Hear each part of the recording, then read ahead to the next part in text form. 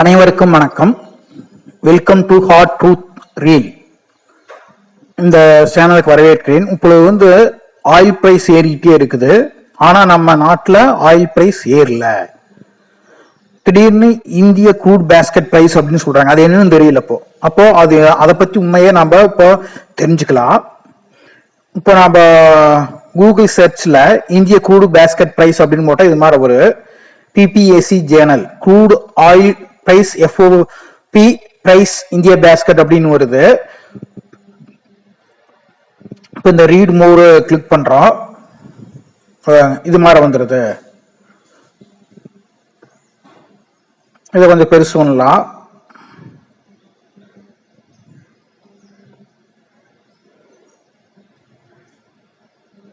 Okay, இப்போ இந்திய crude price எப்படி இருக்குதுன்னு பார்க்கலாம்.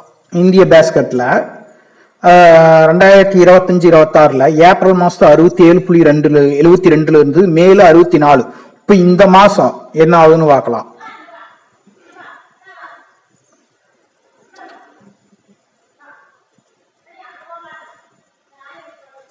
இந்த மாசத்துல 111.9 இருக்குது. 111.9, அதாவது லாஸ்ட் 115.75. இது சரியா தெரியல. இப்போ மைனஸ் பண்ணி பார்க்கலாம். 111.93 இருக்குது மார்ச் மாசம். இந்த மாசத்துல இந்திய க்ரூடு பிரைஸ்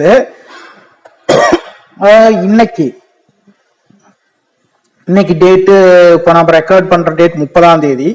30ஆம் தேதி பொருள்ல 26/3/2026 115.75 பெர் பேரல் அப்படிங்க இருக்குது. இதுல இந்தியன் பேஸ்கெட்டில் போய் பார்த்தா தெரியுது நம்மளுக்கு. சரி, இப்போ கிராஃபிக்கல் டேட்டா ரெப்ரசன்டேஷன் எப்படின்னு இருக்குதுன்னு பார்க்கலாம்.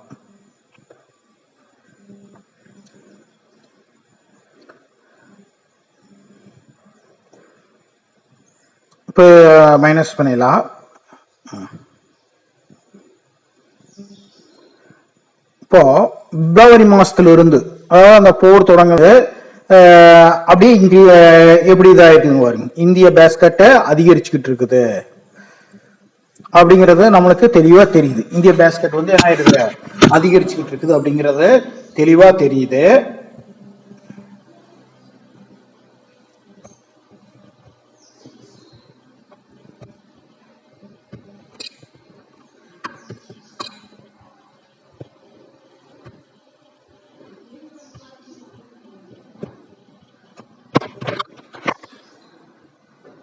அதாவது போர் தொடங்காததுக்கு முன்னாடி பிப்ரவரி மாசத்துல என்னவா இருந்தது, பிப்ரவரி மாசத்துல இந்த இடத்துக்கு க்ரூட் பிரைஸ் இருந்தது. எப்பனா 70 அந்த ரேஞ்சில் இருந்தது.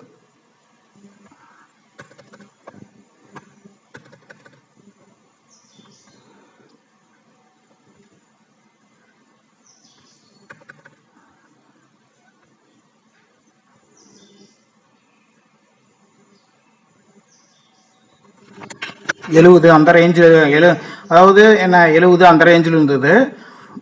இப்போ போர் தொடங்கின வரும் என்ன ஆச்சு, ஸ்பைக் இருக்குது, ஒரு லாங் ஸ்பைக் ஆயிருக்கு. இப்போ 115 வந்திருக்குது. க்ரூட் பிரைஸ் என்ன ஆயிருக்கு, 115 வந்திருக்குது. இது இந்திய பேஸ்கெட் க்ரூட். இது அப்போ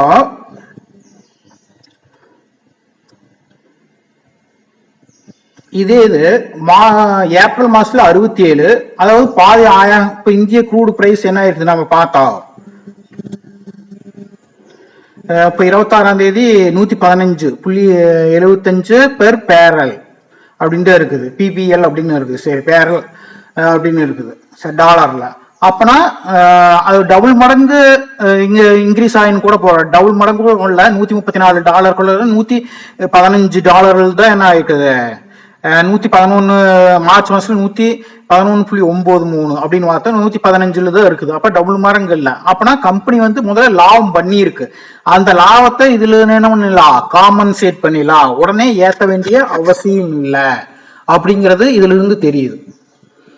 ஆனா நிறைய பேர் என்ன சொல்றாங்க, இந்திய பேஸ்கெட் இவ்வளவு இதாயிருச்சு, அவ்வளவு ஆயிருச்சு, அதனால சீக்கிரம் க்ரூட் பிரைஸ், இந்த பெட்ரோல் பிரைஸ் ஏத்துவாங்க அப்படிங்கறத என்ன பண்றாங்க, பீதி காப்புறாங்க. ஆனா பெட்ரோல் பிரைஸ் என்ன ஆகல, குறையும் போது குறையவே இல்லை. அதே 100 அந்த ரேஞ்சு தான் இருந்தது, 100 அந்த ரேஞ்சில் தான் இருந்தது. ஆனா ஏறும் போது மட்டும் எதுக்கு ஏத்துறாங்க கம்பெனி?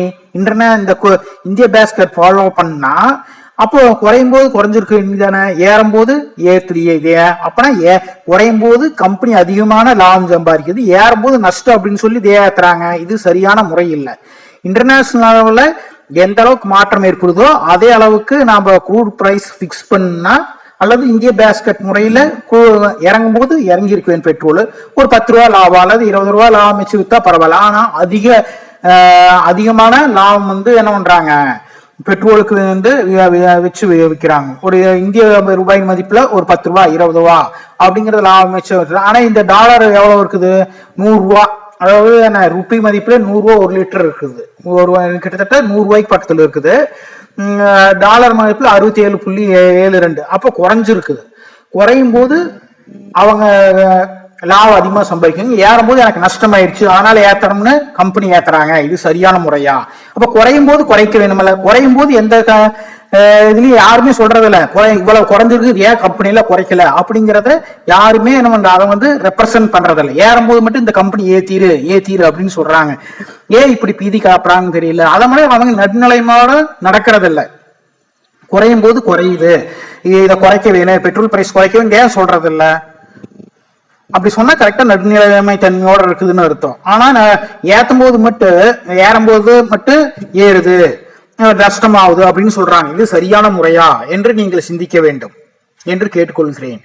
இந்த வீடியோவை முழுமையாக பார்த்தவர்களுக்கு நன்றி, வணக்கம்.